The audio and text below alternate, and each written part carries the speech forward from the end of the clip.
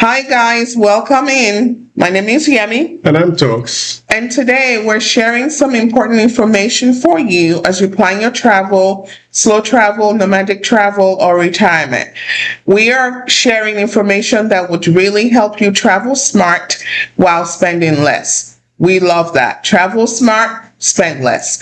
We are staying in Malaysia.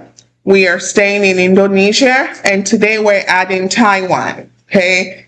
So where are we going in Malaysia? Kota Kinabalu. And where are we going in Indonesia? Surakarta. And we are heading to Taipei in Taiwan. Yay, my favorite. Yes, so before we begin, go on ahead and drop your comments in there. We'd like to know where you're watching from.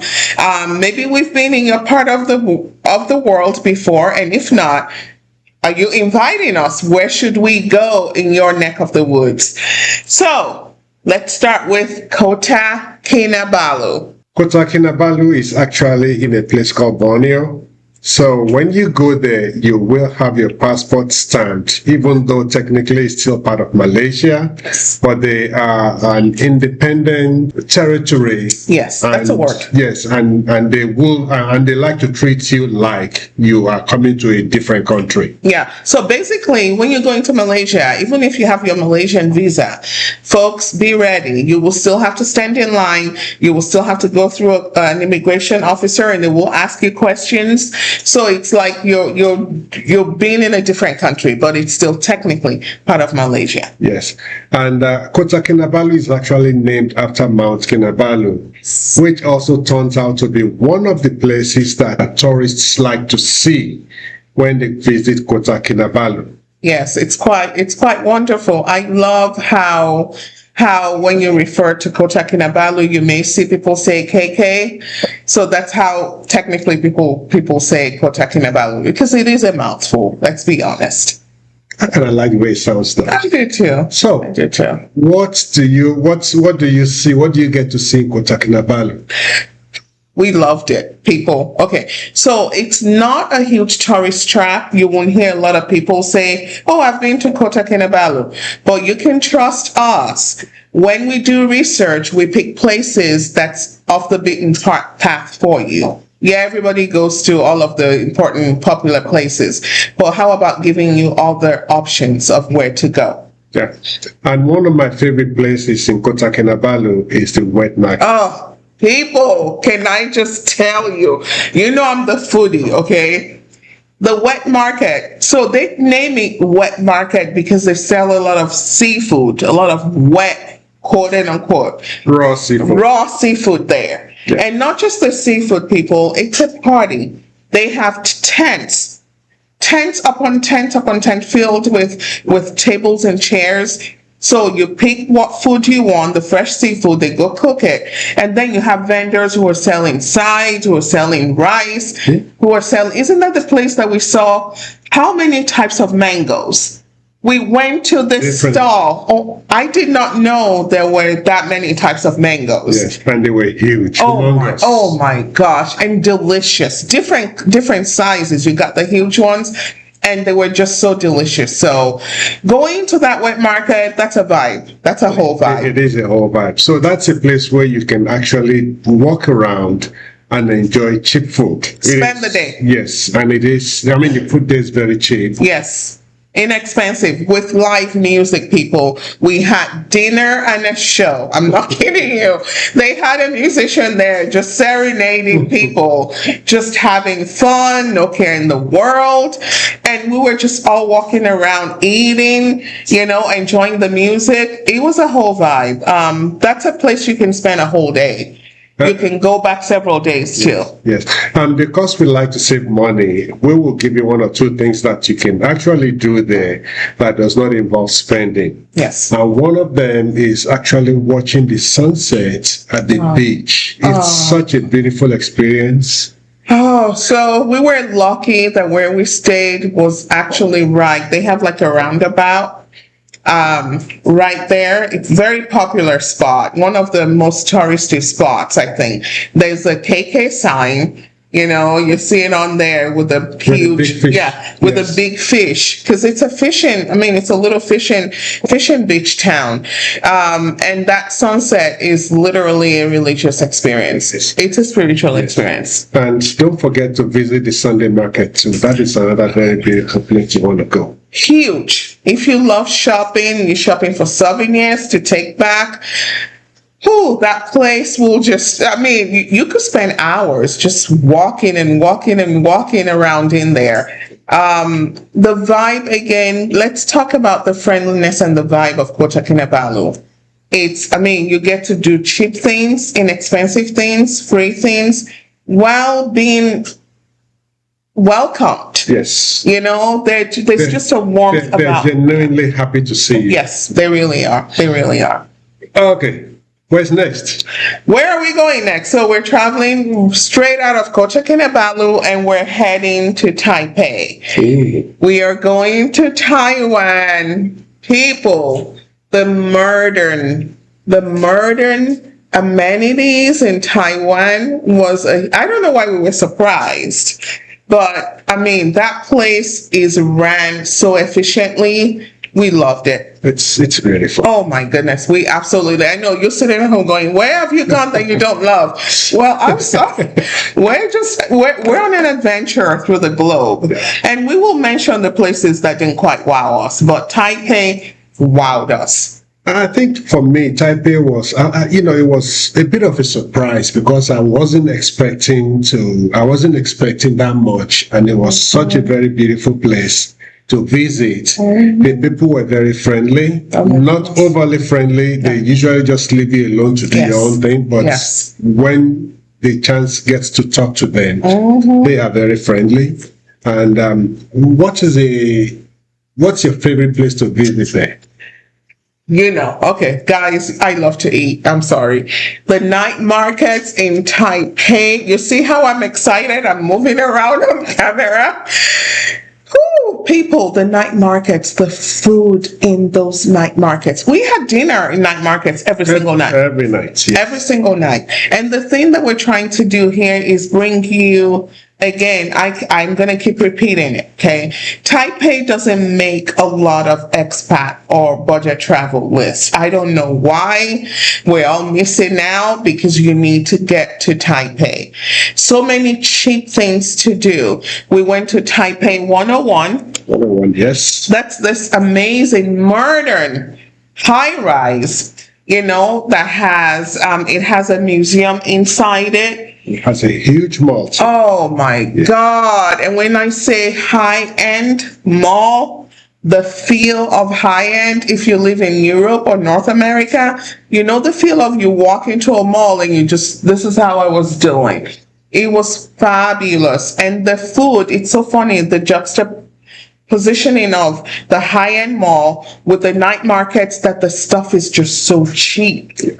And then the transportation. Yes. Oh, you got trains, you got buses, I have to mention again the friendliness of the people, okay? Remember when we got on the bus and we're trying to go to Taipei 101? And we kind of got turned around. Remember the young girl? Who took us all the way to where we wanted to go, yes. This Taiwanese young woman, just forgot where she was going. She didn't forget. Well, I mean, she put it aside and rode a train that she wasn't going to be on before. We are eternally grateful to you. Thank you. I mean, the warmth and friendliness and the honesty of the Taiwanese people. Oh, it's amazing. We felt safe. Yes. We walked night markets. I didn't have to clutch my purse. I just let it out. It was fantastic. I had a lot of food. I have to mention one food that I loved. It's the deep fried sweet potato balls. Deep fried sweet potato balls. It tastes just as fantastic as it sounds. And it was cheap. And another free place you probably want to visit is the Daan Park. Yeah. You see a lot of people. I mean, I like it when people in a particular place go to places where they can congregate. And I mean, there were so many people there, so many things to see. There was the pond with the birds, yeah, sanctuary. the birds there for the sanctuary. Yeah, the flowers. And, oh my God, what kind of flowers are they again? There were too many of them. No. We used to have those hydrangeas. Yeah. Yeah, hydrangeas, people. Beautiful, lush, just fantastic. And we didn't see a lot of bees. No. I know, that's because she's scared of bees. So I'm definitely afraid of bees, people. I will run like a sprinter when I see a bee. As a matter of fact, while we're in Malaysia, where we were filming at the one of the biggest mosque in Southeast Asia, Istiklal. I thought I saw a bee. I ran. I dropped my phone and just ran. Yeah, but getting back to Taipei, the hydrangeas, I mean, that Daan Park was full of families, of couples, of little children. There was a group that actually came, looked like from a retirement home. You remember when we were leaving? I mean, it's such a wonderful place. That's free. And it was free. Completely free. Okay, so where are we going next? Surakarta. We are going back to Indonesia, people. We are going to Solo, or formerly known as Surakarta. Now, Surakarta is the historic capital in the Java province area. Yes. So it has a lot of culture, a lot of arts to it. It's just a very beautiful place for people who like culture, who like arts. And if you are looking at buying batik clothes, that is the place to be. Oh, people. Okay, so we are, by birth, we're of African descent. Okay. So the batik material looks exactly, for all my Africans out there, all my Niger people, it looks like Ankara. Beautiful, like high-end Ankara, just so many patterns. Yeah. Oh, the culture in Solo, the culture in that place. Forget going to a museum to spend money, okay? Just take a walk. You'll see masks just randomly.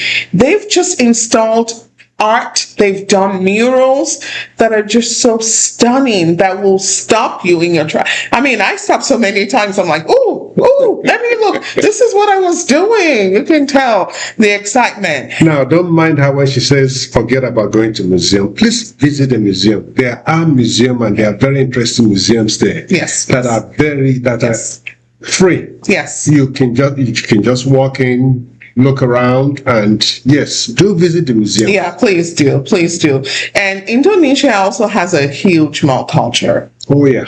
The malls are always packed. People, I mean, you go to the food court sections, people are eating, you go to the stores, people are actually buying. I mean, we saw so many people walking around. So it's not just a mall that people are just sightseeing. I can't speak. That people are just sightseeing like some people like to do. No, people are buying stuff. Yeah. And for those of you that are a little bit afraid that, okay, but what if I don't see any of the brands that I'm used to?